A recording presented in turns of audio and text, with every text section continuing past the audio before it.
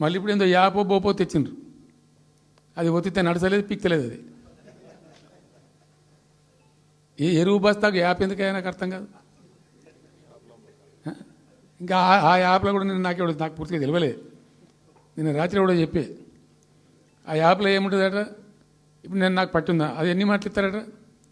Suppose నాకు 3 ఎకరాలు ఉంది. 3 ఎకరాలు ఉంటే ఎకరానికి 2 బస్తాలు చొప్పున 3 సార్లు ఇస్తారట. అది అంటే 3 సార్లు పోవాలి. ఇక యాడికి పోవాలో నాకే తెలియదు. ముఠమూల యాపే దొరకదు కాలబెట్టి. అది ఏదైనా చదువుకుని పూరాన్ని పెట్టుకొని విని పట్టుకొని తిప్పలు పడదామంటే కూడా ఆ యాప్ ఒత్తితే ఏం కనబడుతుందట. యాప్ ఒత్తితే ఏం కనబడుతుందట. ఏ గోదాంలో ఎరువులు అని చెప్తారట. అంటే ఇలా గజ్వేల్లో చెప్తారు, రేపు సిద్దిపేటలో చెప్తారు, ఎల్లుండి సిరిసిల్లలో చెప్తారు. ఏ గోదాం పోవాలి, ఎటు పోవాలి? ఇంతకన్నా జోక్ ఉంటుందా? రైతులకు మండల కేంద్రంలో ఎరువుల దుకాణం ఉంటుంది, తప్పితే వాళ్ళ తాలూకా కేంద్రం ఉంటుంది ఎక్కువ. ఆడ సావుకారు ఉంటాడు, ఇచ్చేటోడు ఉంటాడు, అప్పిచ్చేటోడు ఉంటాడు,